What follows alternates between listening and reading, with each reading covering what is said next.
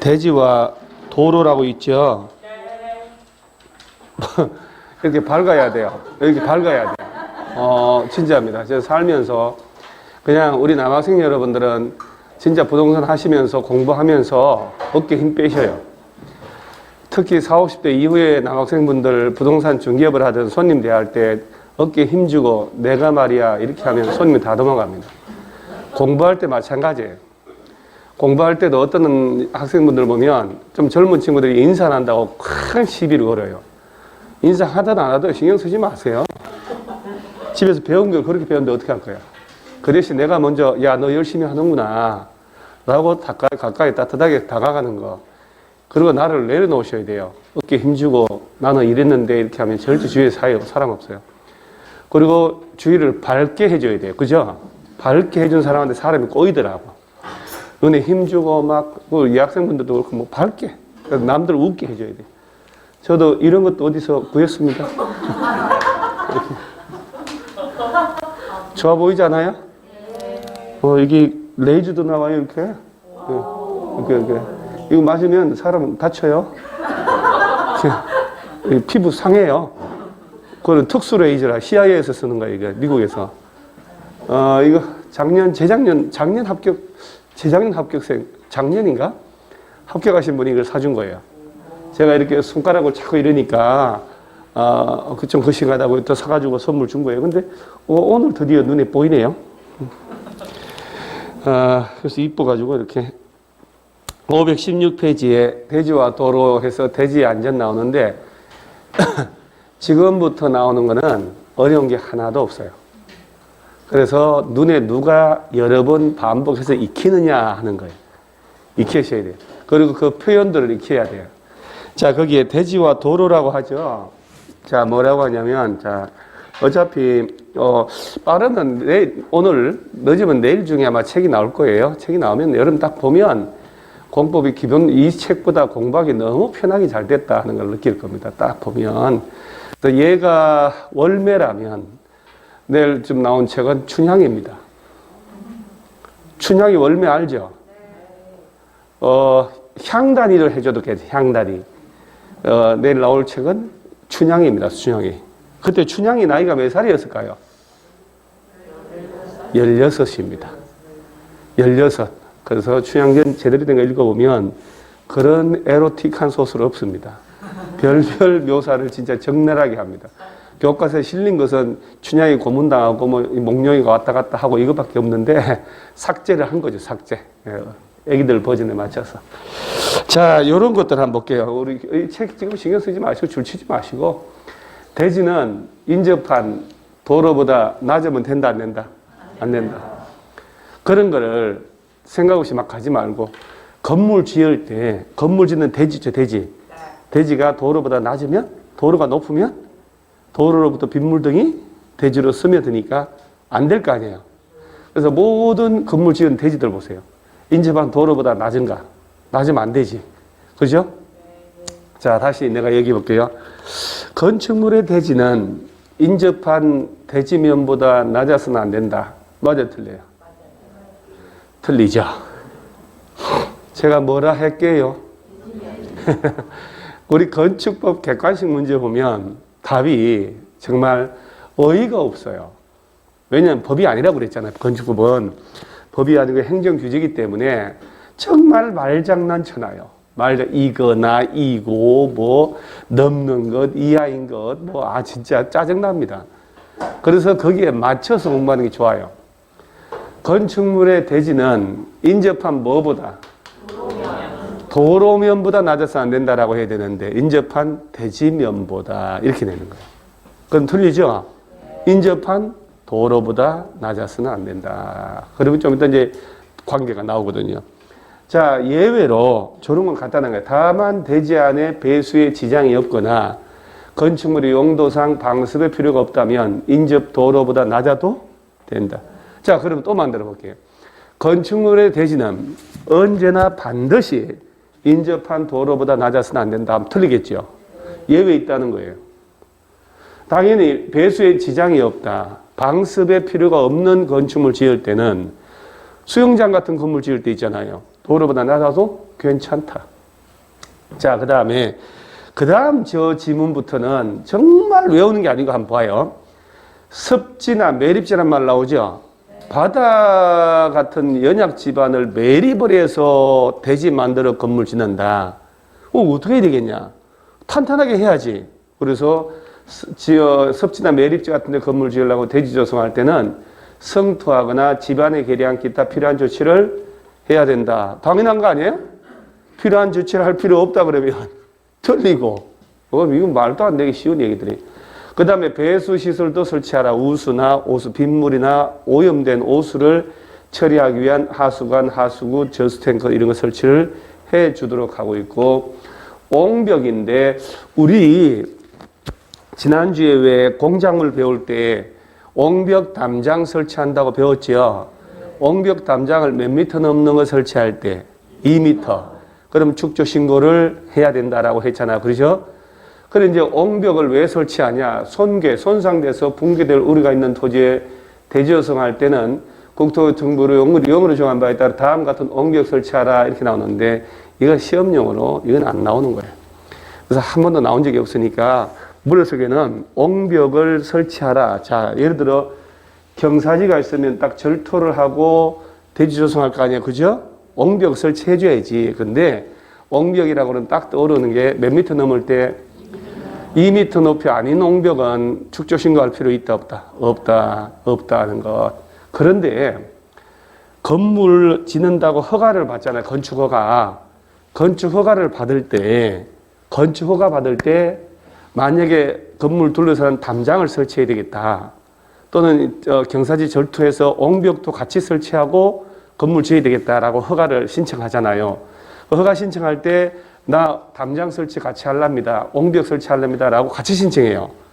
그러면 허가 떨어지면 이 사람은 2m 넘는 옹벽 담장이라도 별도로 공작물 설치한다고 신고 따로 할 필요 있을까 없을까요? 없어요. 건축 허가를 받으면 그런 걸 받은 것으로 본다라고 의지를 해주거든. 따로 설치한다면 축조 신고를 해야 되는 거예요. 건축 허가 받아가지고 옹벽 담장 설치하기 위한 가치 허가를 받아. 그러면 건축 허가 받은 속에는 옹벽 설치해도 좋다라고 신고한 것으로 봐주겠다는 얘기예요. 따로 받을 필요 있다 없다? 없다.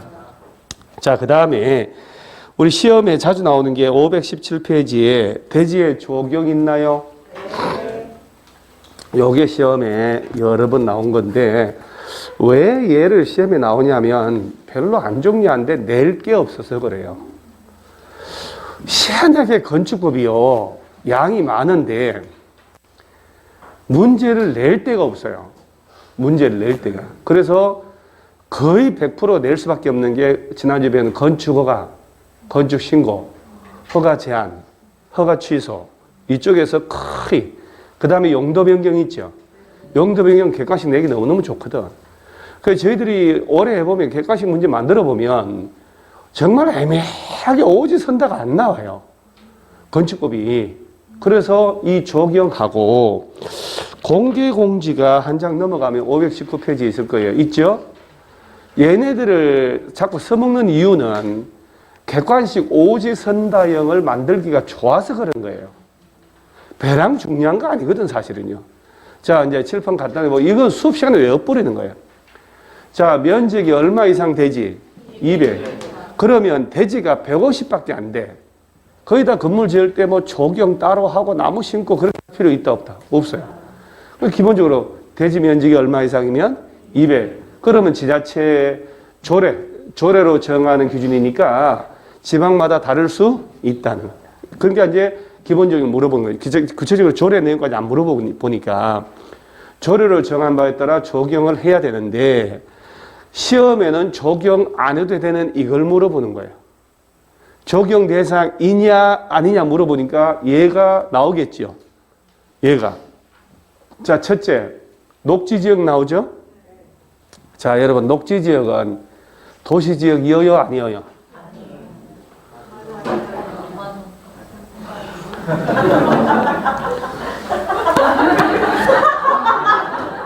답답해서. 아니, 야가 답답해서 여러분 대답 때문에 그런 거 아니에요.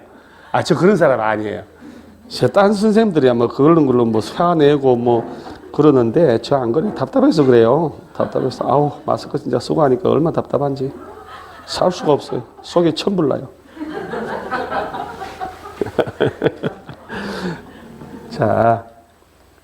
자, 우리가 국토 전체 용도 지역은, 자, 녹지 지역은 도시지역이냐? 그랬더니, 아니요.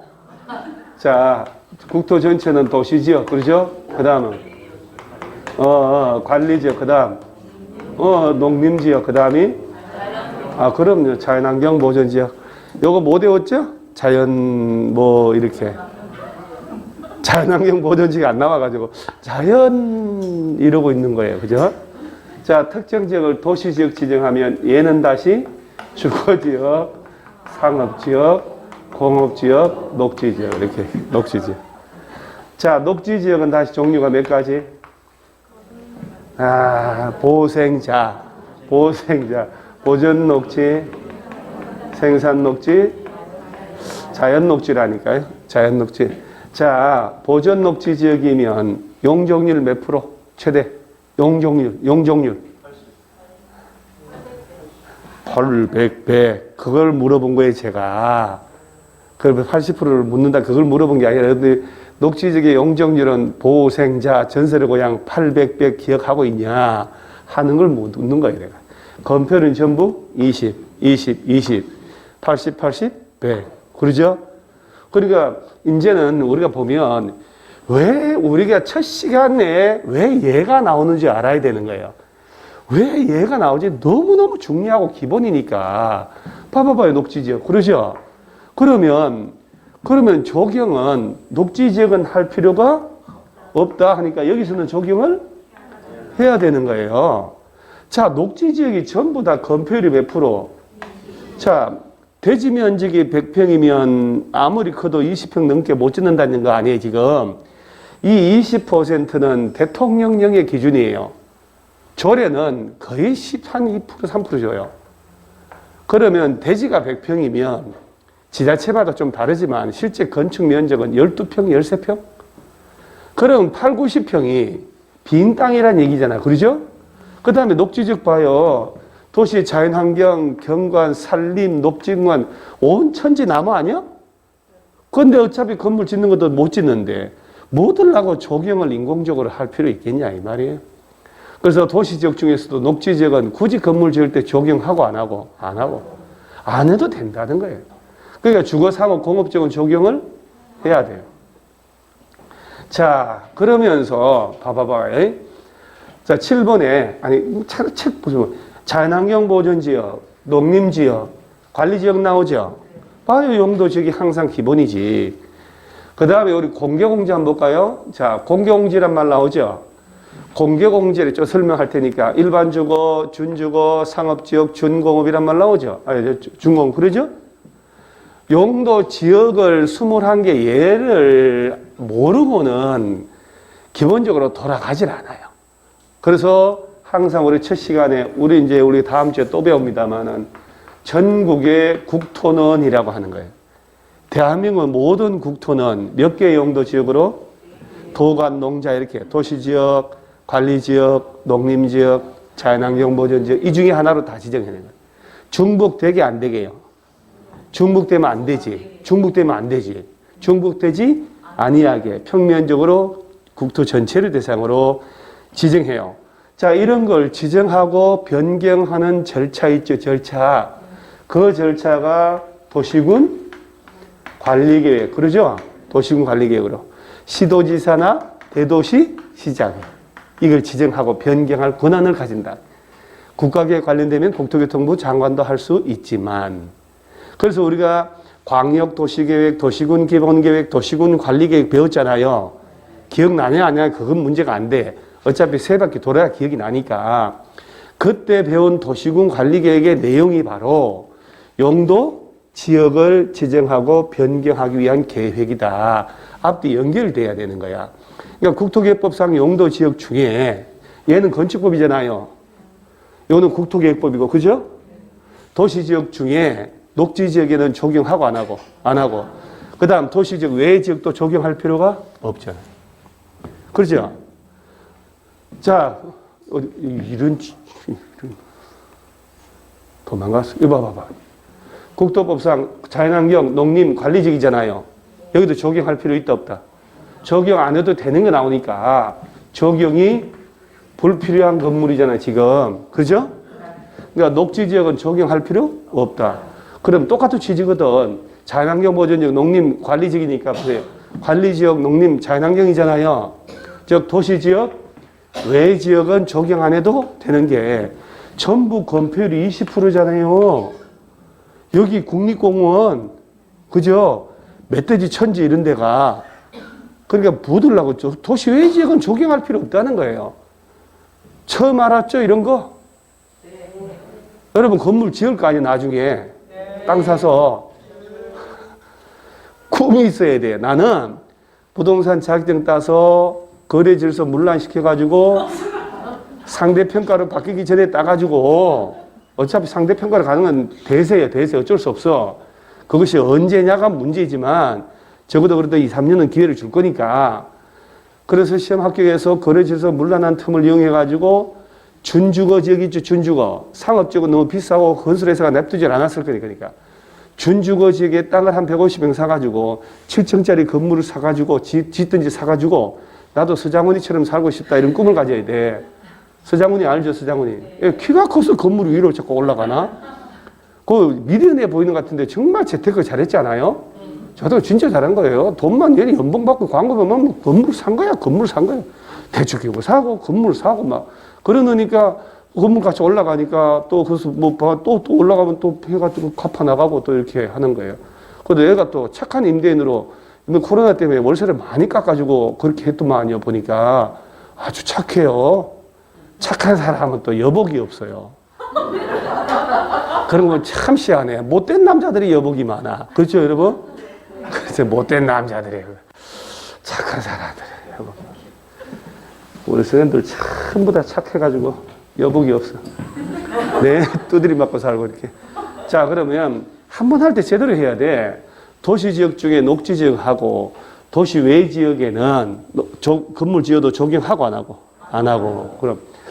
그런데 도시 외지역이라도 지구단위 계획구역 지정된 지역은 제외한다고 되어 있죠. 그 지구단위 계획이라고 한번 슬쩍 배웠잖아요. 그 지구단위 계획구역 지정돼 버리면 나중에 이제 지구단위 계획 짜야 되잖아. 그러니까 적용을 해야 돼. 그 시험에 지구단위 계획구역 지정 안 된 관리지역 이렇게 얘기를 해야 돼. 지구단위 계획구역 지정되면 적용해야 안 해? 해야 돼요. 그 다음에 다시 이렇게 위로 가면 쉬운 거부터 저 3번 봐봐요. 대지에 뭐가 함유됐대요? 염전이 아니고 자, 염전은 지목은 염전은 건물 짓는 게 아니잖아. 그러니까 여러분 오빠 믿지 해서 따라가서 정신 차려보니까 염전에 가 있는 거 아니야. 마늘 까고 있고 막 수레 밀고 있고. 바다를 매립을 해봐봐요. 바다를 매립하면 매립한 그 짧은 순간에는 바다에 소금기가 안 빠져나갔잖아. 나무 씹어야 말라 죽어요. 그래서 바다 매립해서 농사 지으려면요. 몇 년 동안 계속 물을 담아서 땅에 소금기를 빼내요. 빼내야 벼가 자라고 한다니까. 서산 간척시 현지에서 매립할 때도 그렇게 몇 년 동안 현대 정지웅 회장이 얼마나 머리가 비상하냐면 공장을 짓겠다고 바다 매립 허가 신청하면 공장 용으로는 안 해주고 반대가 심하니까 서해안 바다를 매립해서 여기다 농지 확보해서 그 농지에 농사를 짓고 해서 안 그래도 외국에 수입 많이 하니까 자금률도 높이고 나중에 북한에 조금 식량을 도와줄 일도 있다 해서 정부를 설득하는 거예요. 그래서 농지 확보한다고 바다 매립 허가를 받았거든. 그래 뭐 유조선 가지고 막고 이렇게 했잖아요. 근데 그거를 절묘하게 농지를 만들었다가 그걸 공장 용도로 매립하고 난 이후에 용도 변경을 하는 거예요. 얼마나 좋아. 머리가 좋은 거죠. 그래서 거기다가 농지도 상징적으로 농사도 짓지만 공장 용도로 용도를 막 바꾸고 하는 거예요. 땅값 같이 올리는 거예요. 어마무시하게 올라가요. 그래서 매립지 같은 경우는 아직 염분이 남아있기 때문에 거의 건물 지을 때 나무 심어도 소용없다는 얘기예요. 적용할 필요 있다 없다? 없다. 그 다음에 축사. 돼지 키운 축사에 뭔 적용이요? 그러면 얘네들은 객관식 문제 나올 때 지문도 나오지만 외워야 될까? 외울 필요도 없죠. 가설건축물이란 말 나오죠. 가설건축물 나중에 배울 텐데 그냥 일시적으로 일시적으로 쉽게 철거하는 거야, 이거. 딱 봐도 가설건축물 짓는데 철거할 텐데 뭐 들라고 적용해. 그러죠? 이 세 개는 따로 외울 필요도 없어. 자, 그 다음에, 자, 6번에 연면적 합계 1500 미만의 물류시설이라고 나오죠? 물류시설을 지을 때 면적 얼마 미만의 1500. 적용할 필요 없는 요거 하나 신경 쓰는 거예요. 자, 보세요. 1300제곱미터에 물류시설을 설치한다. 적용하고 안 하고? 안 해도 되죠. 그런데 주거지역, 상업지역에 건축하는 것은 제외한다고 돼 있어. 주거지역에서라면, 상업지역에서라면 적용을 해야 돼요. 그 다음에 이제 다 됐는데, 자, 요거 공장 자주 나오는 거. 이제 잘 보세요. 공장을 짓는데 기역은 5,000 미만이라고 돼 있죠. 니은은 1,500이죠. 자, 기역이 5,000은 대지죠, 대지. 땅 크기가 5,000 미만인 땅에다가 공장 지을 때는 공장 크기가 1,500 미만일 때 연면적 합계니까 그러죠? 적용할 필요 있다, 없다? 없다. 이걸 바꿔버리는 거예요. 자, 공장 지을 땅 크기가 얼마 안 되면 5,000. 공장 크기는 1,500. 그 다음에 산업단지 안에 공장이란 말 나왔죠. 산업단지라는 걸 국가산업단지를 300만 평을 조성할 때는 산업단지 전체를 적용 다 해서 조성을 해요. 그리고 분양을 하는 거예요. 따라서 개별로 공장 지을 때 적용할 필요가 없습니다. 자, 그럼 여기서 자 보세요. 아까 연면적 200 이상인 건물은 지을 때 적용하라고 했죠. 어? 자, 여기 보세요. 면적 200은 시험에 나올 때 연면적 200으로 내면 어떻게? 틀렸죠? 땅 크기예요. 그죠? 그런 거 신경 안 쓰더라고요, 학생들이. 200은 뭐요? 대지. 대지가 200 이상일 때. 그죠? 자, 그럼 다시, 자, 이거 보지 말고. 녹지 지역은 적용하고 안 하고? 안 해도 된다. 그죠? 도시 외의 지역도 할 필요가 없다. 도시 외라도 지구 단위 계획구역 지정되면 적용을 해야 된다. 염분이 함유됐다. 축사다. 들고 뛰는 가설 건축물이다. 할 필요가 없다. 왜 이렇게 별거 없다니까요. 그러면 물류시설 설치하는데 1,500이 안 될 때. 그죠? 얼마 안 될 때? 1,500. 단 주거지역, 상업지역은 해야 되고. 공장 지을 때 공장 지을 땅 크기가 5,000. 공장 크기 1,500 미만일 때. 산업 단지 안에 공장 지을 때 적용할 필요가 없다. 한 3번 정도 이렇게 하면 된다니까요. 그래서 요거 200 요거 딱 외워놓고 녹지지역, 요 공장, 염분이 함유되어 있는 경우 축사, 가설건축물. 자, 그럼 외울 거예요. 1,500 미만의 물류시설인데 1,500 미만의 물류시설도 주거 상업지역에 건축할 때는 제외라는 얘기는 적용을 해야 된다. 그 다음 도시 외의 지역. 도시 외의 지역 요거. 도시 외라도 지구 단위 계획구역 지정되면 해야 된다. 전면 적용을 받게 되거든요. 지구 단위 계획구역. 옥상 적용이란 말 나오죠. 여러분 왜 가끔 영화나 이런 데 보면 빌딩 옥상에 막 나무 심고 막 한 거 보시잖아요, 이렇게. 그게 뭐 멋있으라고 돈 들여서 한 게 아니고 옥상에다가 적용을 할 수 있잖아, 그죠? 옥상에 적용하면 옥상에 한 30평을 했다. 그럼 그 중에 한 20평을 대지에 적용한 걸로 인정을 해주니까 그래요. 그럼 대지에는 적용 안 해도 된다. 옥상 공간을 이용하자는 얘기예요. 옥상 공간을. 그래서 이런 빌딩 있는데 지금 뭐 이거 굳이 이까지 알 필요는 없는 것이고 얘는 나온 적은 없어요. 항상 여기서만 나왔더만. 여기서만.